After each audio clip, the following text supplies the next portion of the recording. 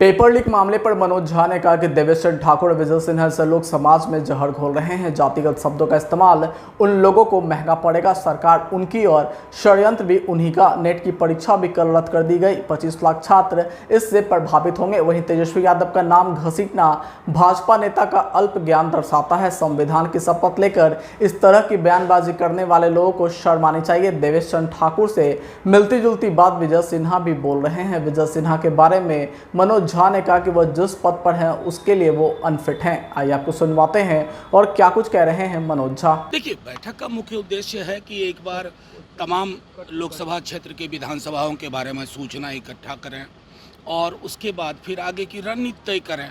इसके अलावा इस बैठक का कोई और है नहीं। संसदीय दल का नेता भी चुना जा सकता है क्या? ये मैंने जितना कहा कि इस बैठक का जो निहितार्थ है वो आपके सामने स्पष्ट कर दिया। आने वाले बिहार विधानसभा चुनाव को लेकर भी क्या चर्चाएं हो सकती है? जब आप चर्चा करते हैं, लोकसभा का विश्लेषण करते हैं, विधानसभा वार करते हैं, तो क्या उसके लिए अलग से थोड़ी ही रणनीति बनेगी? वो उसी में मैं समझता हूँ कि समाहित।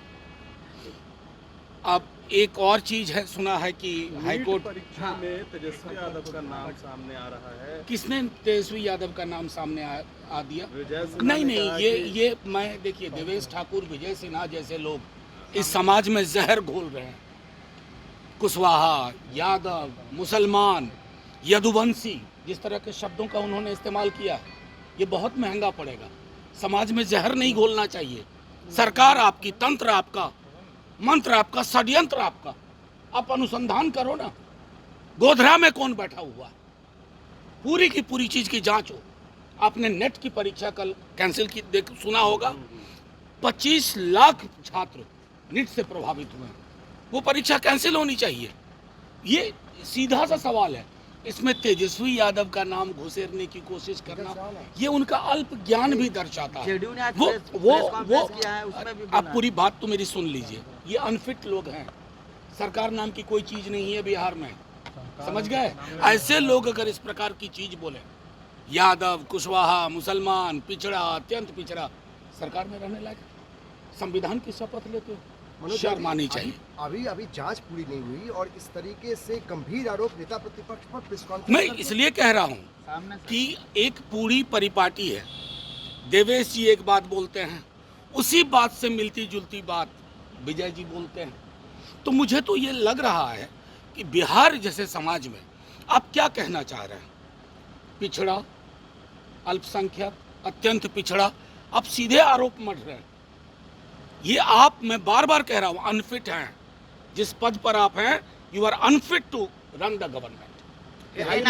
जो हाई कोर्ट का फैसला है, इस पर आप क्या कहेंगे? जाति गणना का देखिए, मैं सीधी सी बात कहूं, गौर से सुनिएगा, दुर्भाग्यपूर्ण है। इस तरह के फैसले से फासले बढ़ते हैं।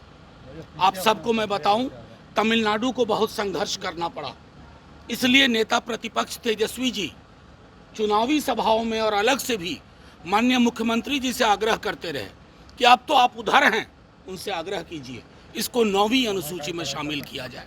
आज 9वीं अनुसूची में शामिल होता, इसकी जुडिशियल स्क्रूटनी नहीं होती, जुडिशियल इंटरवेंशन नहीं होता। लेकिन मैं आपको बता रहा हूँ, हमें पता है कि कौन लोग पिटिशनर हैं, उनकी सामाजिक पृष्ठभूमि क्या है, जातिगत जनगणना तक के लिए कौन लोग सुप्रीम कोर्ट में खड़े हुए थे। तमाम लोगों के बीजेपी से ताल्लुक थे।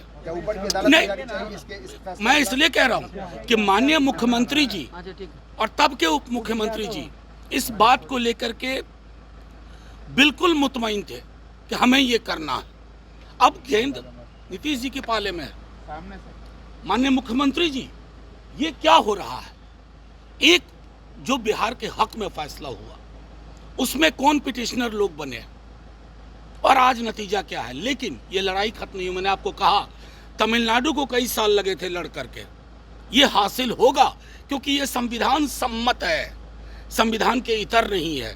इंतजार करिए, एक कोर्ट ने फैसला दिया है, हम जाएंगे और साक्ष्य और सबूत के साथ और ऊपर की अदालत से आग्रह करेंगे। और ऊपर में जो एनडीए की सरकार, अब तो मोदी सरकार है नहीं, तो एनडीए की जो सरकार है, उनके जो तो दो कर्ता धर्ता है, मेन पिलर चंद्रबाबू नायडू और हमारे नीतीश जी। आप सुनिए ना, उन दोनों को कहेंगे कि हमारी ये मांग है, बिहार की मांग है, आप केंद्र पे दबाव डलवाइए और ऊपर के कोर्ट से फैसला हमारे हक में होगा। सर एक चीज NHI के रजिस्टर में लिखा। अगर आपने अभी तक हमारे चैनल को सब्सक्राइब नहीं किया है तो हमारे चैनल को जल्द से जल्द सब्सक्राइब करें, लाइक करें, शेयर करें।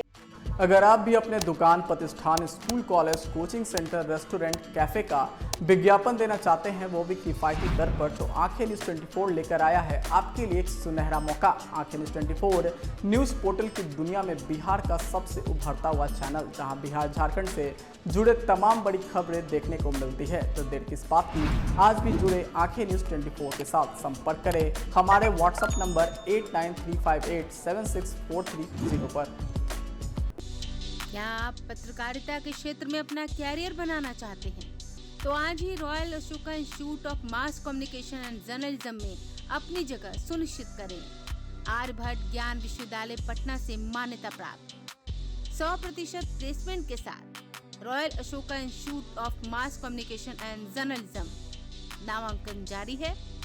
हमारा पता है DS/16 गायत्री मंदिर के समीप, कंकड़ बाग, पटना 8,20,000। आप हमें संपर्क भी कर सकते हैं।